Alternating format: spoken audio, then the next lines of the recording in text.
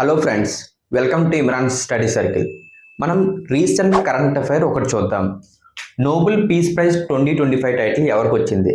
అసలు Nobel peace prize 2025 అనేది Donald Trump కన్న కళ చెదిరిందనమాట.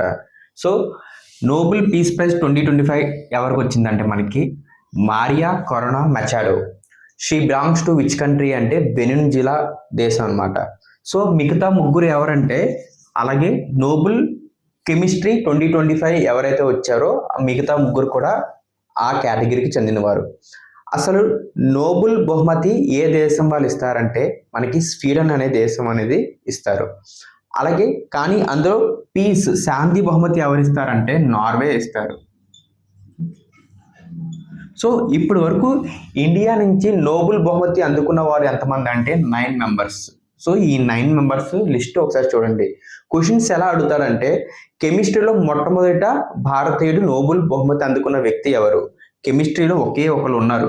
వాళ్ళు ఎవరంటే వెంకట్రామన్ రామకృష్ణన్. సో రవీంద్రనాథ్ ఠాగూర్ అనేది లిటరేచర్కి సంబంధించిన వాళ్ళు, సివి రామన్ అనేది ఫిజిక్స్, అలాగే హర్గోవింద్ ఖురానా అనేది medicine or physiology, mother Teresa అయితే శాంతి బహుమతి పీస్, సుబ్రహ్మణ్యం చంద్రశేఖర్ ఫిజిక్స్, అమర్త్య సేన్ అయితే ఎకనామిక్స్, వెంకటరామన్ రామకృష్ణ అయితే కెమిస్ట్రీ. ఓన్లీ కెమిస్ట్రీలో అందుకున్న వ్యక్తి ఎవరంటే వెంకటరామన్ రామకృష్ణన్. 2014 కైలాష్ సత్యార్థి ఎవరంటే పీస్లో. అలాగే అభిజిత్ బెనర్జీ ఎవరైతే ఎకనామిక్స్లో. So thank you friends. For more informative videos please subscribe to my channel.